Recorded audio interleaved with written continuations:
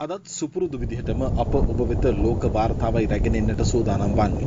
ඒ අනුව අගෝස්තු 2 වෙනිදා උදෑසන වන විට ලෝකයේ තත්ත්වය 1,80,6,284ක් ආසාදිත වෙද්දී මරණ 6,88,913ක් වාර්තා වෙනවා. සුවුවන්ගේ සංඛ්‍යාව 1,13,30,141 වන අතර මේ වන විට 65,708ක් දැඩි සත්කාර ඒකකවල ප්‍රතිකාර ලබනවා. සමස්ත ලෝකයේ තත්ත්වය පිළිබඳ අවධානය යොමු කරන විටදී ඇමරිකා එක්සත් ජනපදයේ 47,64,318ක් ආසාදිත වෙද්දී මරණ 1,57,898ක් වාර්තා වෙනවා. බ්‍රසීලයේ 27,08,876ක් ආසාදිත වෙද්දී 93,616ක් මරණයට පත්වනවා. තුන්වන තැන පසුවන ඉන්දියාවේ 17,51,919ක් ආසාදිත වෙද්දී මරණ 37,403ක් වාර්තා වෙනවා. රුසියාවේ 8,45,443ක් ආසාදිත වෙද්දී 14,058ක් මරණයට පත්ව තිබෙනවා. දකුණු අප්‍රිකාවේ 5,03,290ක් ආසාදිත වෙද්දී මරණ 8,153ක් වාර්තා වෙනවා. මෙක්සිකෝ ප්‍රමුඛ ලතින් ඇමරිකානු කලාපයේ බරපතල අවධානමකට ලක් වෙමින් පවතිනවා. 4,34,193ක් ආසාදිත වෙද්දී මරණ 47,472ක් වාර්තා වන්නේ ගෙවුණු පැය 24 තුලදී මරණ 784ක්ද සහිතවයි. මීට අමතරව නව ආසාදිතින් 9,556ක් ගෙවුණු පැය 24 තුලදී වාර්තා වන අතර පෙරු රාජ්‍යයේ 4,22,183ක් ආසාදිත වෙද්දී 19,408ක් මරණයට පත්ව තිබෙනවා. චිලි රාජ්‍යයේ 3,57,658ක් ආසාදිත වෙද්දී මරණ 9,533යි.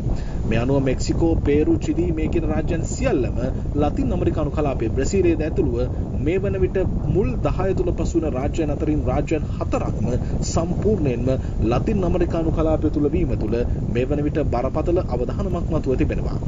මීට අමතරව ස්පාඤ්ඤය 3,35,602ක් ආසාදිත වෙද්දී මරණ 28,445ක් වාර්තා වෙනවා. සංචාරකින් සඳහා ප්‍රථමයෙන් ස්පාඤ්ඤය විවෘත කළද යලිත් වතාවක් සංචාරකින් වසා දමන්නට සිදුවන්නේ ස්පාඤ්ඤයේ යලිත් දෙවන රැල්ලක සේයාවක් මේ වන විට මතුවෙමින් පවතින නිසා.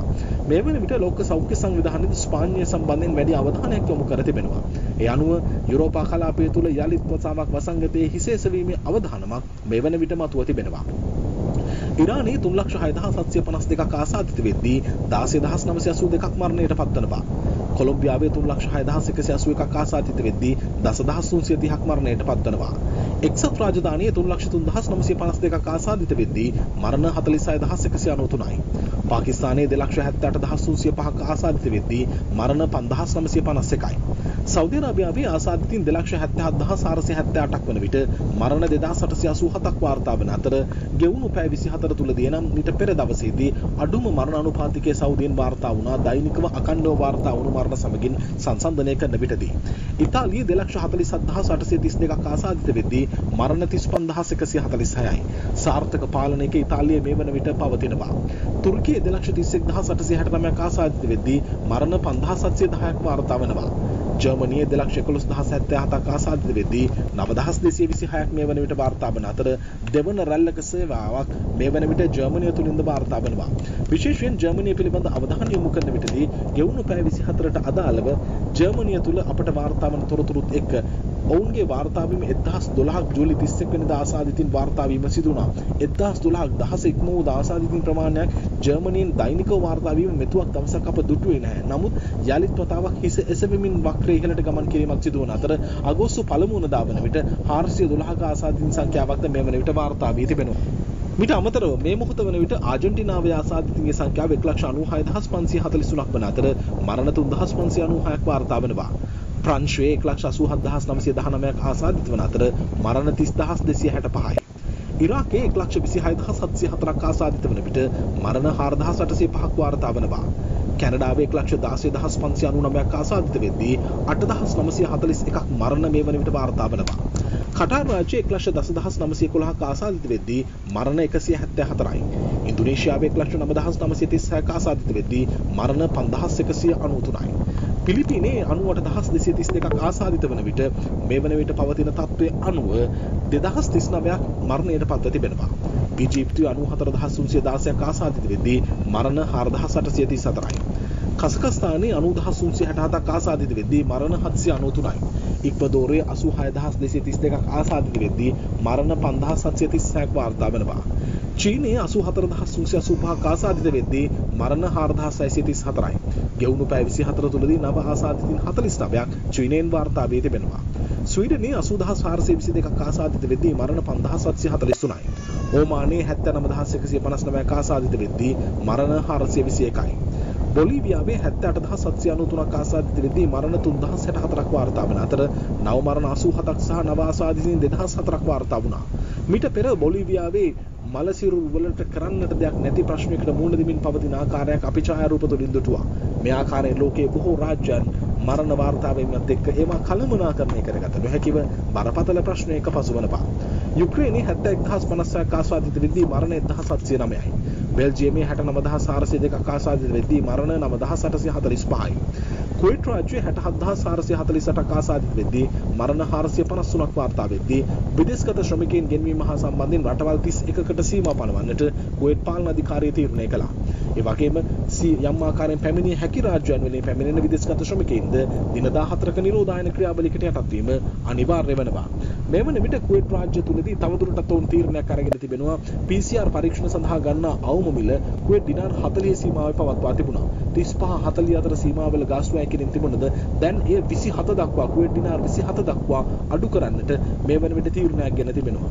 කෙසේ වෙතත් මේ සියලු දේ අදාළ වන්නේ විදේශගත ශ්‍රමිකයින් සහ පුරවැසියන් නොවන පාර්ශව සඳහායි. පුරවැසියන් සඳහා නොමිලේ PCR පරීක්ෂණ පැවැත්වීමේ ක්‍රමවේදයක් කුවේට් රාජ්‍යයේ මේ වන විට දියත් කරමින් පසු වෙනවා.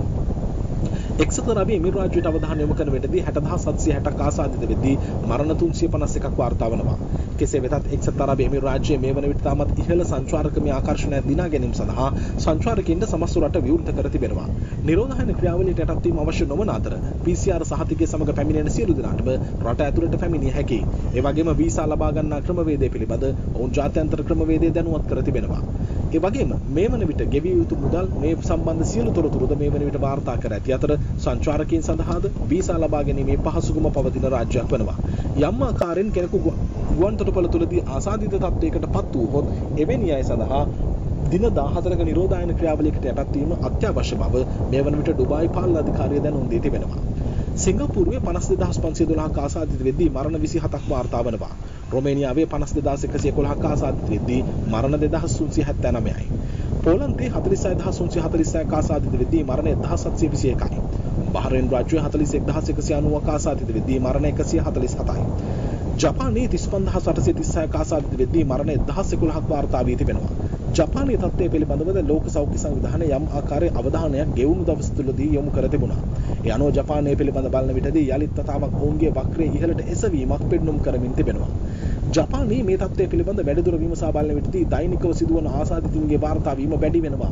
ගෙවුණු අගෝස්තු 1 වෙනිදා 1464ක් නව ආසාදිතින් වාර්තා වන්නේ ජපානයේ මෙතුවක් දවසකදී වාර්තා වුණු වැඩිම ආසාදිතින් සංඛ්‍යාවද සහිතවයි. ඒ අනුව මේ කොරෝනා වසංගත කාලය පෙබරවාරි සිට මේ දක්වා කාලවකවානුව දෙස අවධානය යොමු කරන විටදී ජපානයෙන් වාර්තා වුණු වැඩිම ආසාදිතින් වාර්තා වන්නේ අගෝස්තු 1 වෙනිදායි. ඒ ආසාදිතින් 1464ක් ලෙසයි.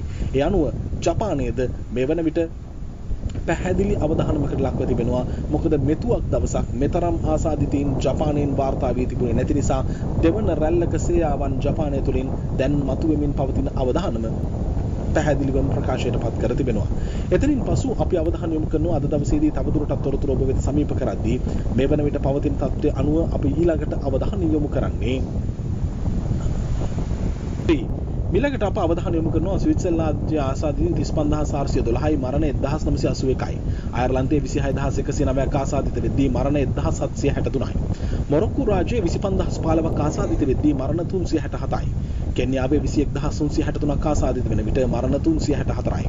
ඕස්ට්‍රියාවේ 21212ක් ආසාදිත වෙද්දී මරණ 718යි. නේපාලයේ 20086ක් ආසාදිත වෙද්දී මරණ 56ක් වාර්තා වෙනවා. වෙනිසුලාවේ 19443ක් ආසාදිතයි මරණ 169යි. ඉතියෝපියාවේ 17999ක් ආසාදිතයි මරණ 284යි. ඔස්ට්‍රේලියාවේ 17294ක් ආසාදිත වෙද්දී මරණ 201ක් වාර්තා වන අතර මේ වන විට ඔස්ට්‍රේලියාවේ තත්ත්වය පිළිබඳව විමසා බැලීම වැදගත් වෙනවා. වික්ටෝරියා ප්‍රාන්තයේ සිදුවන්නා වූ ක්‍රියාවලියත් එක්ක මේ වන විට බරපතල තත්ත්වයකට ඔස්ට්‍රේලියානු වක්‍රයේද ඉහළ යාමක් දක්නට ලැබෙනවා.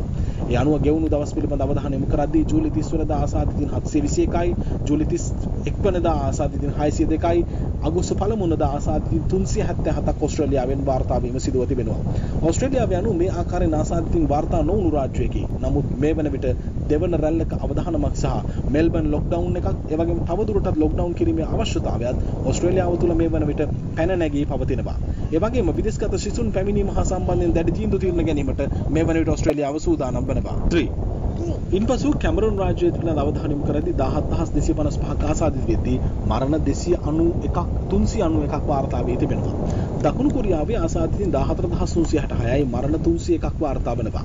මේ වන විට සුඩානයේ 11738ක් වාර්තාවද්දී ආසාදිතින් මරණ 752යි. නෝර්වේ රාජ්‍යයේ ආසාදිතින් 9253ක් වාර්තා වෙද්දී මරණ 255ක් මේ වන විට වාර්තා වී තිබෙනවා.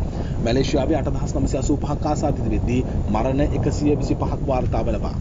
හයිටි රාජ්‍යයේ 7468ක් ආසාදිත වෙද්දී මරණ 165ක් මේ වන විට වාර්තා වෙනවා. ඒ වගේම තජිකිස්තානයේ ආසාදිත 7451ක් වන විට මරණ සංඛ්‍යාව 60ක් බවට පත්ව තිබෙනවා.